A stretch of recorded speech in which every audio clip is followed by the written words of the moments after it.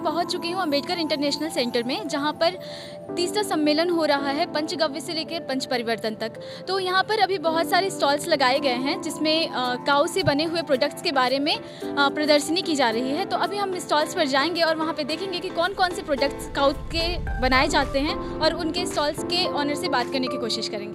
पहले तो आप हमें ये बताइए कि ये किससे बना हुआ है और कैसे बना हुआ है।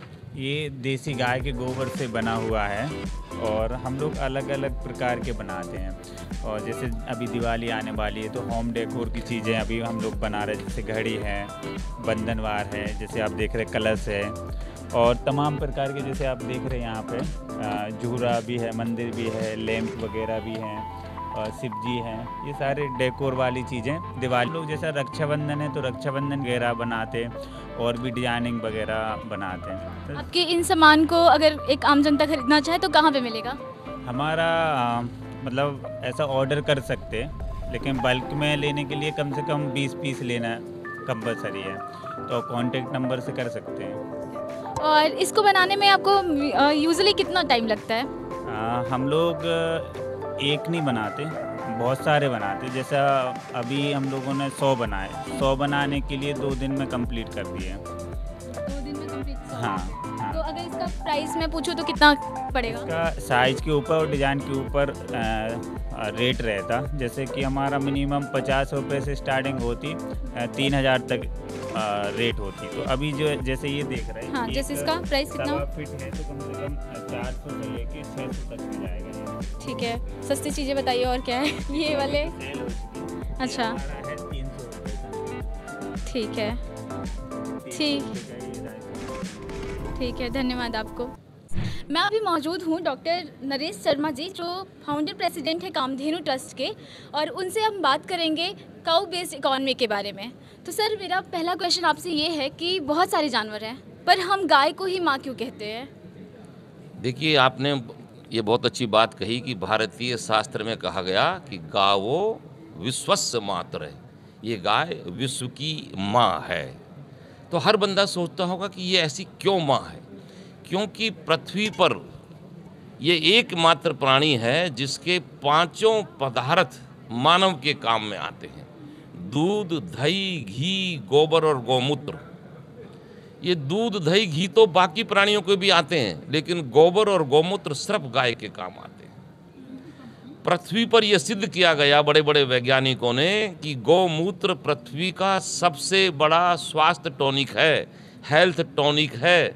इसको अमेरिका ने इसको पेटेंट करा लिया था, बाद में हमने इंटरनेशनल कोर्ट में इसका केस किया, वो निर्णय हमारे पक्ष में गया और अब वो भारत के पक्ष में है। तो आप कल्पना कर सकते हैं कि जिस प्राणी का मूत्र इतना बड़ा स्वास्थ्य टॉनिक हो, और आपको आश्चर्य होगा जिन लोगों को कैंसर जैसी भयंकर बीमारी थी, जिनको एम्स जैसे हॉस्पिटल ने ये कह दिया था कि ये जो कैंसर का मरीज है ये हफ्ते 10 दिन महीने 2 महीने में इसके प्राण चले जाएंगे, ये पृथ्वी पर नहीं रहेंगे, लेकिन गौमूत्र के सेवन से आज वो कई महीने और कई सालों से जीवित हैं।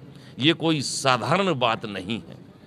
सर, मेरा दूसरा क्वेश्चन आपसे ये है कि गौ सेवा जो है वो भारत को आत्मनिर्भर कैसे बनाएगा? देखिए, गाय भारत की सभी समस्याओं का समाधान है।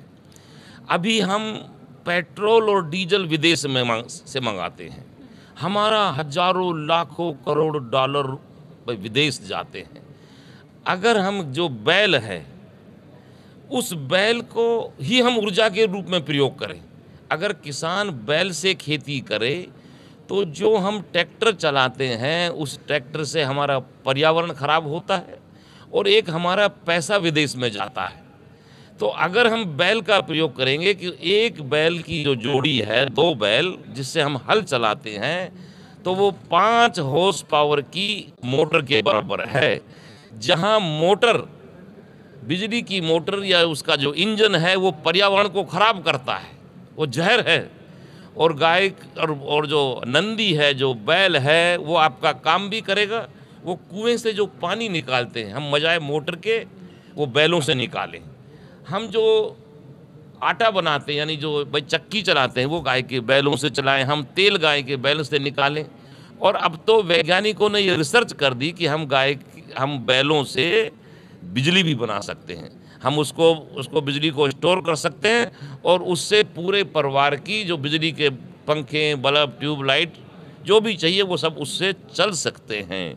तो जब गांव का समस्त काम गाय और बैल से हो जाएगा, यानी गाय आपको दूध देगी, दही देगी, घी देगी, आपका भोजन हो गया, आपका स्वास्थ्य हो गया, और गोबर और गोमूत्र आपका जो खेत है उसका भोजन है। गोबर और गोमूत्र जिसे हम ऑर्गेनिक खेती कहते हैं, वो वास्तव में ऑर्गेनिक खेती क्या है? गोबर और गोमूत्र से हुई खेती ही भाई ऑर्गेनिक खेती होती है। यानी रासायनिक खाद की जगह अगर हम गाय के गोबर और गोमूत्र या इससे बने हुए वर्मी कंपोस्ट का प्रयोग करेंगे तो हमें अब आप देखो कि इन सब गाय के कामों से हमें कुछ भी बाहर से नहीं लेना पड़ेगा। नमस्कार सर। नमस्कार सर, आप काऊ इकोनॉमी को इंडियन कॉन्टेक्स्ट में कैसे डिफाइन करेंगे? मैं डॉक्टर वल्लभ भाई कथीरिया राष्ट्रीय कामधेनु आयोग का अध्यक्ष रहा हूँ। आदरणीय प्रधानमंत्री श्री नरेंद्र भाई मोदी जी के मार्गदर्शन में काऊ हमारी अर्थव्यवस्था की रीढ़ है। ब्राउन रिवॉल्यूशन के नाम से हमने काऊ डंग और काऊ यूरिन को कैसे एक प्रॉफिटेबल बिजनेस के रूप में, एक एनवायरमेंटल प्रोटेक्शन, हेल्थ में, एग्रीकल्चर में उनका उपयोग और उनके आधार पर काऊ बेस्ड इकोनॉमी को बढ़ावा देना, युवा और महिलाओं को रोजगार और एंटरप्रेन्योर बनाना, इसके लिए यहाँ एक दिन की जो कॉन्फ्रेंस है उसमें जैसे काऊ डंग से एक पेपर बनता है, प्लास्टिक बनता है, कलर और पेंट बनते हैं, लिग्निन और सेल्यूलोज निकलते हैं, तो इतना बड़ा वैल्यू एडिशन होता है कि एक गाय से हम एक दिन में 100 रुपया से लेकर 1000 रुपया कमा सकते हैं। तो ये जो पोटेंशियल है वो समाज के सामने प्रस्तुत करना, एविडेंस बेस्ड यहाँ एक लोग जो आए हैं वो अपने आप में एक एम्बेसडर हैं। कोई काऊ यूरिन से bio fertiliser, bio pesticide, medicine, capsule बनाता है, कोई मैंने कहा कि ऐसा पेपर बनाता है। तो ये सब लोगों को समाज के सामने प्रस्तुत करके सरकार, केंद्र सरकार हो या तो राज्य सरकार, कैसे एक पॉलिसी बनाए, एक्शन प्लान बनाए और इनके आधार पर लोन, सब्सिडी, ये एमएसएमई से लेकर के विविध मंत्रालय, हर एक का टूरिज्म मिनिस्ट्री, एग्रीकल्चर मिनिस्ट्री, ये अपने animal husbandry ministry, MSME ministry, environment ministry, ग्राम विकास मिनिस्ट्री, फॉरेस्ट मिनिस्ट्री, ये सब का, अर्बन डेवलपमेंट, रूरल डेवलपमेंट, सबका कहीं ना कहीं काऊ इकोनॉमी से जुड़ा हुआ, इवन स्किल डेवलपमेंट मिनिस्ट्री। तो ये सब को कैसे एक पेपर बना करके समाज के सामने, सरकार के सामने प्रस्तुत करेंगे ताकि इस उद्यमिता को आगे बढ़ते हुए नई जनरेशन ब्राउन रिवॉल्यूशन के नाते काऊ डंग और काऊ यूरिन का ज़्यादातर उपयोग करके हमारी गौ माता की रक्षा भी होगी। गौ माता एक भी कत्ल खाने नहीं जाएगी। जो वो पर डे 100 से 1000 देगी तो कोई उनको कत्ल खाने नहीं भेजेगा। ये कंसेप्ट को लेकर के आज का ये कॉन्फ्रेंस है।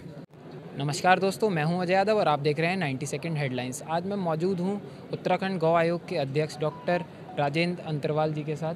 सर, मेरा आपसे यह प्रश्न है कि उत्तराखंड को सर देवभूमि कहा जाता है। वहाँ पर सर गौ हत्या या फिर जो छुट्टा पशु गौ घूम रहे हैं सर, वहाँ पर पुष्कर सिंह धामी जी की सरकार क्या कर रही है, क्या कदम सर उठा रही है?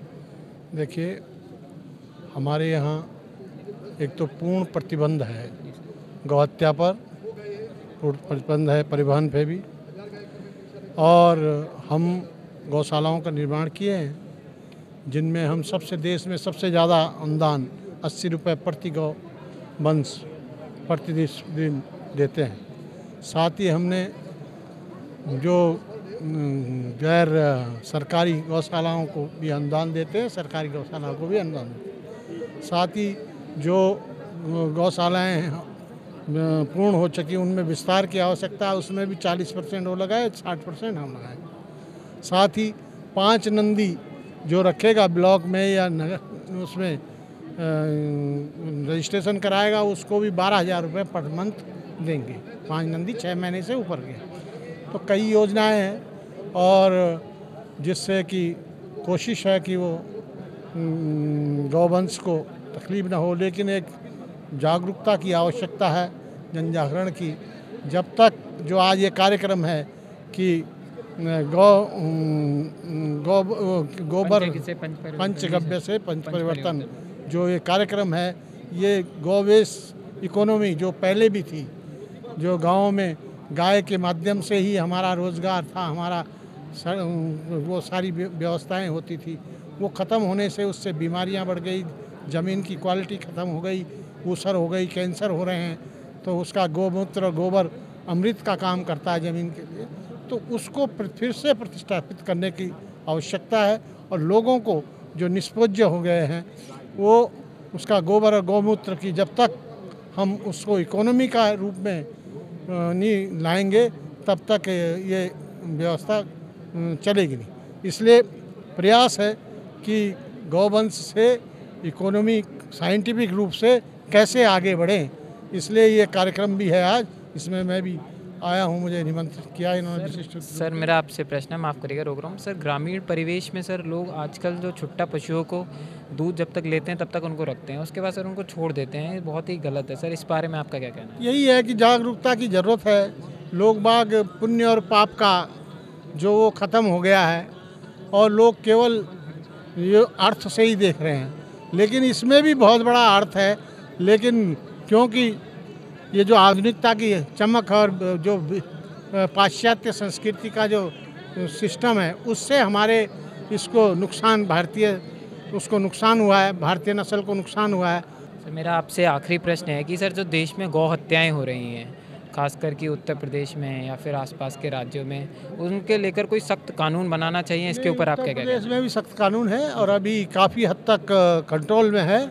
फिर भी जो जैसे अभी पॉक्सको लगता है 376 है लगती है, लेकिन फिर भी लोग आजीवन कारावास है, उसके बावजूद भी कर रहे हैं। तो अब जिनकी मानसिकता खराब हो गई वो तो उनका तो इलाज ऐसा नहीं हो तो सकता। ऐसे लोगों के लिए सर कोई सख्त कानून जो आप कहना कानून है चाहें? ना, सख्त कानून है और हमारे यहाँ तो पूर्ण कानून है। अभी और सख्त करने जा रहे हैं हम, जिससे कि वो छूट ही नहीं पाए। अभी तो जमानत मिल जाती है और जमानत मिल के फिर वो दोबारा क्राइम, वही लोग बार बार क्राइम करते हैं। तो हमने तो गैंगस्टर लगाना शुरू कर दिया और गोली की भी बात करने लगे। नमस्कार, मैं हूं आफिन अब्बासी। 90 सेकंड हेडलाइन के साथ में आज हम जुड़े हैं नरेश शर्मा के साथ में, जो कि फाउंडर एंड प्रेसिडेंट हैं कामधेनु ट्रस्ट के। नमस्कार सर। सर मेरा आपसे एक सवाल है कि जैसे एक काउ बेस्ड इकॉनमी बनाने के फ़ायदे हैं, तो इस बनाने में, इस इकॉनमी को क्रिएट करने में जो आजकल के युवा हैं उनका क्या योगदान हो सकता है? देखो बेटे, अभी मेरा एक कार्यक्रम था, उसमें 150 के करीब लोग थे और लगभग उसमें 150 में से 100 लोग वो बड़े विद्वान मुस्लिम लोग थे। मोहम्मद इलियासी जो आम इमाम संस्था के अध्यक्ष थे। तो मेरा ये कहना है कि गाय जहाँ सनातन लोगों के लिए आस्था का कारण है, लेकिन ये पूरे विश्व के लिए कल्याणकारी है। मैं जो बात कहना चाहता हूँ कि यहाँ तक कि हज़रत मोहम्मद साहब ने भी कहा कि गाय का दूध रसायन, घी अमृत और मांस बीमारी। ये हज़रत मोहम्मद साहब का स्टेटमेंट वो है कि गाय का दूध रसायन, घी अमृत और उसका मांस बीमारी है। और ईसा मसीह ने भी ये कहा कि एक बैल को मारना एक मनुष्य को मारने जितना भयंकर पाप है। लेकिन मैं आपको वैज्ञानिक रूप से ये बात बता देना चाहता हूँ कि गाय वास्तव में पूरी पृथ्वी के लिए कल्याणकारी है। ये एक चलता फिरता भाई हॉस्पिटल है, औषधालय है। मैं जो गुण बता रहा हूँ, जो क्वालिटी वाली बात बता रहा हूँ, भाई गाय का ही दूध क्यों, भाई भैंस क्या क्यों नहीं, या बकरी का क्यों नहीं, या अमेरिकन गाय का क्यों नहीं, क्या कारण है? तो वही विषय मैं आपको बता रहा हूँ कि वास्तव में गाय इनसे अलग है। ये जो भारत की गाय है, जो जर्सी गाय है, इसके यूरिन की रेजिस्टेंस पावर 15% है, भैंस के यूरिन की रेजिस्टेंस पावर 18% है, भारत की गाय की 104% है। ये साधारण बातें नहीं है, वो कोई यूरिन नहीं है। ये तमाम वैज्ञानिक इसको सिद्ध कर चुके हैं, हजारों रिसर्च हो चुकी है। अमेरिका ने इसको पेटेंट करा लिया था। तो कोई बात है। जो भारत की गाय है उसकी गर्दन पर एक पहाड़ जैसा होता है, उसको बोलते हैं सूर्य की तूनाड़ी। विदेशी गाय में नहीं होता। विदेशी गाय धूप में नहीं बैठ सकती। भारत की गाय 50 डिग्री टेम्परेचर में भी धूप में बैठती है। वो सूरज और कॉस्मिक एनर्जी ग्रहण करती है, इसलिए उसके दूध का और रंग पीले रंग का होता है। तो ये जो वैज्ञानिक बातें हैं, जो रिसर्च बातें हैं, ये किसी धार्मिक व्यक्ति ने नहीं बताई, ये सब बातें साइंटिस्ट ने बताई है। जैसे मैं कहता हूँ कि भैंस के दूध में फैट कोलेस्ट्रॉल 8% है, गाय के दूध में 3.8, यानी आधे से भी कम। अब आप खुद समझदार हैं, अगर आप भैंस का दूध पियोगे तो आपका कोलेस्ट्रॉल बढ़ेगा, आपकी आर्टरी ब्लॉक होगी, आपको हार्ट अटैक होगा, आपकी बाईपास सर्जरी होगी, आपकी एंजियोग्राफी होगी। आज छोटे छोटे 25-33 साल के बच्चों को हार्ट की प्रॉब्लम हो रही है, उसका कारण क्या? भैंस का दूध। गाय का दूध पियोगे आपका कोलेस्ट्रॉल नहीं बढ़ेगा। एक स्पष्ट बात बता रहा हूँ मैं आपको, हमारे बुजुर्ग कहा करते थे कि गाय का दूध पीने से बुद्धि बढ़ती है, इंटेलिजेंस बढ़ती है, शार्पनेस बढ़ती है। ये वैज्ञानिकों ने सिद्ध कर दिया। भैंस के दूध में पोटेशियम 90, गाय के दूध में 140। गाय के दूध में पोटेशियम ज़्यादा है, आप खुद पियोगे, आपका बच्चा पिएगा, वो ज़्यादा इंटेलिजेंट होगा, ज़्यादा शार्प होगा, ज़्यादा ब्रिलियंट होगा। और ये आपको बड़ी देसी बात बताऊं, जब भैंस का बच्चा पैदा होता है तो वो 4-5 घंटे तक ऐसे पड़ा रहता है। गाय का बच्चा जब पैदा होता है आधे घंटे बाद ही वो भागता है, छलांग लगाता है, उछलता है, वो ओजस्वी है, तेजस्वी है। भैंस का बच्चा अगर 100 भैंस में छोड़ दो अपनी माँ को नहीं ढूंढ पाता, गाय का बच्चा ढूंढ लेता है। भैंस के बच्चों को अगर तुम बाहर छोड़ दो गांव के तो वो अपने घर नहीं लौट पाएगा, गाय अपने घर आ जाएगी। यानी कुल मिला के ये सिद्ध हो रहा है कि गाय इंटेलिजेंट है, शार्प है, बुद्धिमान है। तो आपको अगर इंटेलिजेंट बनना है, शार्प बनना है, बुद्धिमान बनना है तो गाय का दूध, ये सब रिसर्च कह रही है, ये कोई धर्म के ग्रंथ नहीं कह रहे हैं। गाय के 40 किलो दूध में 1 ग्राम गोल्ड तत्व मिलता है, स्वर्ण जिसको बोलते हैं। और गोल्ड सब प्रकार के विष का नाशक है। विष का मतलब किसी भी प्रकार का एक तरह से एंटीसेप्टिक है, एंटीबायोटिक है। तो अगर हम गाय के घी को चावल के साथ जलाते हैं तो ethylene oxide gas, propylene oxide gas और फॉर्मल्डिहाइड गैस बनती है। इथिलीन ऑक्साइड और फॉर्मल्डिहाइड गैस आज की डेट में भी हॉस्पिटल के ऑपरेशन थिएटर में छोड़ते हैं, उसको जर्म प्रूफ करने के लिए, कीटाणु प्रूफ करने के लिए, बैक्टीरिया प्रूफ करने, और प्रोपिलीन गैस बारिश के काम आती है। तो आप खुद ये देखोगे कि गाय को जिस प्रकार से माँ कहा गया वो वास्तव में माँ है, क्योंकि एक माई है जो अपना सर्वस्व, अपना ध्यान दे देती है, अपना रोम। तो उसके 5 पदार्थ, दूध, दही, घी, गोबर और गौमूत्र, ये 5 काम आते हैं। हम स्वयं अगर टॉयलेट जाते हैं तो साबुन से हाथ धोते हैं, लेकिन जो गाय का गोबर है वो हमारे लिए बीमारियों को दूर करता है। ये सब साइंटिस्टों ने रिसर्च की है कि गाय के गोबर के ऊपर टीबी और मलेरिया के बैक्टीरिया तुरंत मर जाते हैं। ये इटली के साइंटिस्ट जी ब्रिगेड ने सिद्ध किया है। रशियन साइंटिस्ट ने सिद्ध किया कि गाय के गोबर के ऊपर एटॉमिक रेडिएशन का असर नहीं होता। तो एक एक पदार्थ उसका काम आ रहा है। आप सोच के देखिए, ऐसा कोई प्राणी दूसरा पृथ्वी पर नहीं है, कोई भी पृथ्वी पर, जो हम लोग मानते हैं 84 लाख प्राणी हैं, तो ऐसा गाय जैसा कोई प्राणी नहीं है। इसलिए भारतीय संस्कृति में उसको माँ माना गया, क्योंकि एक माँ है जो अपने बच्चों के कल्याण के लिए सब कुछ दे देती है। वो दूध, दही, घी, गोबर और गौमूत्र सब कुछ दे रही है। और देखो क्या करती है गाय, हम केला खाते हैं, गाय छिलका खाती है ना, वेस्ट प्रोडक्ट। हम मटर खाते हैं, उसका छिलका गाय खाती है। हम गेहूँ खाते हैं और गाय भूसा खाती है। तो सब कुछ वेस्ट कर खा रही ना, और देती क्या है? अमृत दे रही है, दूध, दही, घी, गोबर और गौमूत्र। तो इतना कल्याणकारी प्राणी कौन होगा? तो गाय भारतीय धर्म, संस्कृति एवं अर्थव्यवस्था के जीवन चक्र का केंद्र है। गाय भारत की जो भी समस्या है, चाहे गरीबी हो, आप किसी गरीब आदिवासी को एक गाय दे दो जो गांव में रह रहा है, जंगल में रह रहा है, आदिवासी ना, ट्राइबल लोग बिल्कुल गरीब होते हैं, आप एक गाय दे दो, वो गाय को ऐसे ले जाएगा जंगल में, वहाँ पर फ्री का घास है, उसको खाना खिलाएगा, वहाँ पर नदी, उसमें पानी पिलाएगा, और वो गाय क्या देगी? आपको दूध देगी, आपका परिवार पलेगा, आपको घी देगी, आपका बच्चा, छोटा बच्चा दूध पिएगा, घी खाएगा, आप दही खाइए, छाछ खाइए। और जो बैल है वो आपका सब काम करेगा, वो कुएं से पानी निकालेगा। वो जब रहट चलाते हैं तो कुएं से पानी निकलता है, तो आपको बिजली की मोटर की ज़रूरत नहीं है, आपको डीजल पेट्रोल की ज़रूरत नहीं है। डीजल पेट्रोल हमें विदेश से मंगाना पड़ता है, भारत का पैसा विदेश जाता है। डीजल पेट्रोल के जलने से भाई कार्बन निकलता है, कार्बन हमारा पर्यावरण को नुकसान करता है, जहर है कार्बन मोनोऑक्साइड। अगर हमारी प्राणवायु नहीं बचेगी तो क्या हमारी ज़िंदगी बेकार हो जाएगी। हम सब लोग जो आज बीमार पड़ रहे हो इसी वजह से पड़ रहे हैं। डीजल पेट्रोल जितना पर्यावरण खराब है उसमें इन्हीं का तो रोल है, डीजल पेट्रोल का। तो गाय आप सोच के देखो कि भाई जो बैल है, जो नंदी है, वो हमारा खेत चलाता है, हल। तो जो 2 बैल हैं वो एक 5 हॉर्स पावर की मोटर के बराबर है, और वो जो 5 हॉर्स पावर की मोटर है, जो डीजल जो जनरेटर है, वो तो शाम तक भाई जहर उगलता है, कार्बन मोनोऑक्साइड देता है, जो ग्लोबल वार्मिंग वो उसी से होती है। और बैल क्या दे रहा है? गोमूत्र। तो गोबर और गोमूत्र पृथ्वी का भोजन है।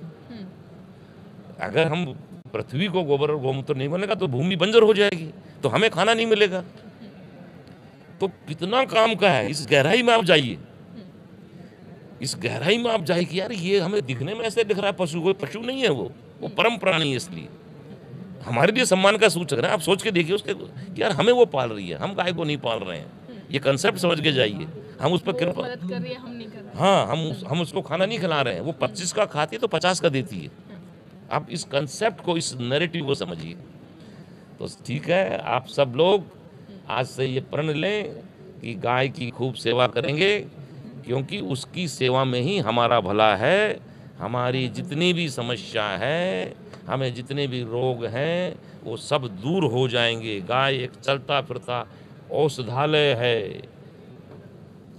पर्यावरण की जो समस्या वो दूर हो जाएगी, बेरोजगारी की समस्या दूर हो जाएगी, गरीबी की दूर हो जाएगी। तो समस्त समस्याओं का समाधान गौ माता है। भारत को आत्मनिर्भर बनाने का सबसे सार्थक और सबसे प्राचीन, सबसे सरल, सबसे सहज, सर्वोत्तम साधन है। मैं अभी मौजूद हूँ IAS रश्मि सिंह जी के साथ, और जिनसे मैं बात करूंगी पंचगव्य से लेकर के पंच परिवर्तन के बारे में।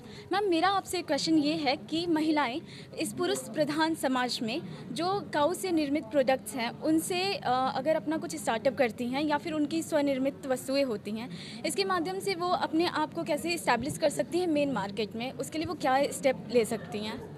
देखो, सबसे पहले तो गुणवत्ता ज़रूरी है, ठीक है, और मार्केट में क्या चीज़ बिक रही है उसके बारे में जानकारी भी ज़रूरी है, क्योंकि वही चीज़ बनाया जाए जिसका की डिमांड है, ठीक है। तो इसमें जो है आज की तारीख में देखो बहुत सारे सरकार के भी कार्यक्रम हैं जिसमें कि जैसे खादी का कुटीर उद्योग ये है, या फिर MSME स्टार्टअप्स के लिए इंक्यूबेशन सेंटर्स हैं। तो ये बताए जाते हैं, या आप ग्रामीण आजीविका मिशन लो, ठीक है, स्वयं सहायता समूह की जो दीदियाँ होती हैं उनके लिए ग्रामीण आजीविका मिशन है। तो यह बताया जाता है कि मतलब किन चीज़ों में जो है मार्केट डिमांड है। तो महिलाओं के लिए आज की तारीख में यह ज़रूरी है कि जो वो बना रही हैं वो मार्केट ड्रिवन हो, उसकी क्वालिटी गुणवत्ता अच्छी हो, उसका पैकेजिंग ब्रांडिंग अच्छा हो, क्योंकि आज लोग जो है ना गुणवत्ता के लिए जो कहते हैं बड़े क्वालिटी कॉन्शियस हो गए हैं, और लोग हर चीज़ के पीछे देख रहे हैं कि वह कितना जो है फ़ायदेमंद है। तो उस फ़ायदे नुकसान का भी देखते हुए, और जो कहा जा रहा है कि जिस चीज़ का जो फ़ायदा है वो गलत नहीं होना चाहिए, तो इसलिए इसमें जो है बिल्कुल महिलाओं को यह दिखना है कि भाई किस चीज़ में कितना फ़ायदा है। अगर जैसे IIT जैसी संस्था है तो उसके भी अलग अलग, अभी मैंने अंदर जो ये कॉन्फ्रेंस चल रहा है सुना कि उन्नत भारत करके वो बच्चों को जोड़ते हैं रूरल इकॉनमी के साथ में। तो जो अनुसंधान के जो संस्था हैं उससे भी जुड़ना चाहिए, ताकि जो भी हम रिज़ल्ट ये करते हैं कि हमारे इस प्रोडक्ट का ये रिज़ल्ट है, तो एक ब्रांडिंग करने में तो हमारा एकेडमिक जो इतने भी अनुसंधान केंद्र हैं वो भी अपना उसमें मदद कर सकते हैं। तो हमें महिलाओं का ये है कि अब हिचक नहीं रखनी है, मार्केट है, डिमांड है, लेकिन जिन चीज़ों को और व्यापक स्तर में लेकर के जाना है प्रोडक्शन के लिए, तो आपको लोगों के साथ में जुड़ना होगा, विशेषज्ञों के साथ में जुड़ना होगा। सॉफ्टवेयर है वामन, एक सॉफ्टवेयर है जो हमने अभी 2 मंथ्स बैक लॉन्च किया है। इसमें जितने भी गाय के सर्विसेज हैं उसको एक ही प्लेटफॉर्म पे लाने की कोशिश की गई है। लाइक जैसे पंचगव्य प्रोडक्ट्स हो गए, एम्बुलेंस सर्विस, NGOs, हॉस्पिटल्स और जितनी भी चीज़ें गाय से कनेक्टेड हैं वो सभी इस एक प्लेटफॉर्म पे आ जाएंगी। उससे क्या होगा कि सभी के लिए कनेक्शन ईजी हो जाएगा, सब एक दूसरे से कनेक्टेड होकर इसको और अच्छे से कर पाएंगे। जनवरी में इसका मोबाइल एप्लीकेशन भी लॉन्च हो रहा है, जिसमें सबसे ज़्यादा स्पेशल फीचर जो है वो रेस्क्यू है।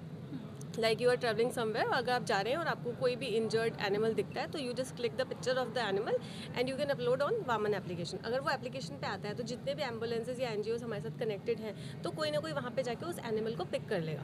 उससे क्या होगा कि वो उसके मतलब अलाइव होने के चांसेस थोड़े से बढ़ जाते हैं। तो इस कॉन्सेप्ट को लेके आए हैं, वामन इसी के लिए काम कर रहा है और इस पर बहुत सारे वेंडर्स हैं जो हमारे आभास add एक हो बार चुके हैं। ये सारे जितने भी प्रोडक्ट्स हैं ये वेंडर्स के हैं जो यहाँ पे सेल आउट भी हो सकते हैं, तो ये ई-कॉमर्स प्लेटफॉर्म भी है। अच्छा, ठीक है, थैंक यू। जय गौ माता जी की। वंदे गौ मातरम। वंदे गौ मातरम। सर, अपने स्टॉल्स के बारे में और यहाँ की क्या खासियत है बताइए आप। ये देसी गाय से बना हुआ सुगंधी, स्वादिष्ट और एनर्जी ड्रिंक है। इसके अंदर में vitamin B1, B2, B3, B4, B5, B6, B7, B9, B12 complementary मात्रा में। इसके अंदर में सेलेनियम है, गोल्ड है, सिल्वर है और मतलब मेरा खुद का वजन इसने 19 किलो कम किया, 19 kg। और क्या प्राइस पड़ेगा इसका? ये ओनली 299 आज, मगर यहाँ पे स्पेशली है 100 रुपये का, 99 रुपीज़ का डिस्काउंट यहाँ पे आज 200 रुपये में यहाँ पे मिल रहा है। आप है श्री आशीष सिंगल जी और उन्होंने जो ये बनाया है संजीवनी रस, पहले ये इन्फोसिस में काम करते थे। इनको 39 लाख का पैकेज था, 48 लाख रुपये का। 4 लाख रुपए की नौकरी छोड़ करके इन्होंने गाय का पूछ पकड़ा है और इन्होंने साबित किया है कि गाय हमारे पे भारी नहीं है, गाय हमारी आस्था का केंद्र मात्र नहीं है। ये गाय हमारे बीमारियों का जो भी है, हमारी परेशानियों का, हमारी आमदनी का बहुत बड़ा माध्यम बन सकती है और आपने ये साबित करके दिखाया है। आशीष सिंगल जी बताएं कुछ। हाँ, बेसिकली तो ये डॉक्टर राकेश चंद अग्रवाल जी हैं, PhD केमिस्ट्री IIT मुंबई से, 1973 बैच के। उन्होंने इस पे 3 साल रिसर्च किया, फिर ये फार्मूला बनाया जो पेटेंट कराया। तो पेटेंटेड फार्मूले से बन रहा है ये, और इसको बनाने में बेसिकली हमको ज़्यादा समय भी नहीं लगता और इसके टेस्टिमोनियल्स इतने ज़्यादा अच्छे आ रहे हैं, राइट फ्रॉम मतलब खांसी से लेके कैंसर तक के पेशेंट्स में फ़ायदा कर रहा है। अभी रिसेंट डॉक्टर रमेश बोंडे जी का भी इंटरनेशनल जर्नल में पब्लिश हुआ ये पेपर, तो उसमें उन्होंने पाया कि स्टेम सेल लेवल पे काम कर रहा है, जिस पे भी मॉडर्न साइंस मतलब वर्क ही कर रही है, उस पे ये भी काम कर रहा है। तो प्रयास ये है कि एक तरफ जो है देसी गाय बचे, जिसके हमारे फिर हम प्राकृतिक खेती की तरफ जा पाएँ, जिसके लिए मूल आधार है, और अपनी सेहत भी ठीक हो। तो इसमें पूरा सबका विन विन सिचुएशन ही है इस बात। आपको क्या मोटिवेट किया कि आप इन्फोसिस छोड़ के इधर आए? बेसिकली मेरे को लगा कि मतलब ये गाय की जो पॉपुलेशन है दिन पर दिन घटती जा रही है और बीमारियां बढ़ती जा रही हैं, सॉइल की हेल्थ ख़त्म होती जा रही है। तो अपने लिए बहुत कुछ करने के बाद में यू रीच अ स्टेज कि लगता है कि अब कुछ you have to give back to the society. तो उसके चलते ये प्रेरणा मिली करने की। Thank you sir. वैसे आम जनता अगर ये खरीदना चाहे तो कहाँ से अवेलेबल होगा ये उनके लिए? अच्छा, वेबसाइट पे अवेलेबल है, वेबसाइट का नाम www.vedicgaushala.com पे। ठीक है, धन्यवाद सर। नमस्कार सर, हमारे चैनल के थ्रू आप ऑडियंस को क्या बताना चाहते हैं? मैं बताना चाहता हूँ कि गाय हमारी जो है राष्ट्रमाता है, इसे राष्ट्रमाता घोषित किया जाना चाहिए। सनातन धर्म में गौ की बहुत पूजा की जाती है। जैसे लोग अपनी माँ की पूजा करते हैं, गौ माता की पूजा करते हैं, आज गाय की बहुत ज़्यादा दुर्दशा हो चुकी है। गाय को लेकर हम सभी का एक कर्तव्य बनता है हिंदू धर्म में कि गाय माता को राष्ट्रमाता का दर्जा दिया जाए और गाय के लिए जितना हो सके, आज जैसे गौमूत्र का सबसे ज़्यादा उपयोग किया जाता है पतंजलि में, और आज जैसे जितनी भी स्टॉल लगाई गई है उसमें पता चल रहा है कि गौ माता का कितना महत्व है। लेकिन आज कुछ लोग क्या होते हैं कि स्वार्थ के वश गाय माता को यूज करते हैं और फिर उसे सड़कों पे छोड़ देते हैं, जो कि बिल्कुल गलत है। मेरा कहना ये है कि गौ माता को निस्वार्थ अपने घर में रखकर एक गाय माता को रखना चाहिए। जिस प्रकार हमारे हिंदू धर्म में कन्या की और गौ माता की पूजा होती है, उसी प्रकार गाय की भी पूजा होनी चाहिए। गाय को सड़क पर नहीं छोड़ना चाहिए, जिससे कि आने वाली पीढ़ियों में एक गलत मैसेज जाता है और आजकल बच्चे इस पीढ़ी में गाय का एक महत्व भूलते हुए जा रहे हैं। जबकि मेरा तो यही है आपके पेज के माध्यम से कि ज़्यादा से ज़्यादा लोगों को गाय का महत्व पता होना चाहिए। गाय के आज गोबर का भी कैसे उपयोग किया जा रहा है, यहाँ स्टॉल लगी हुई है जिसमें पता चलता है, तो ये हमारे लिए बहुत ही उपयोगी है। धन्यवाद सर।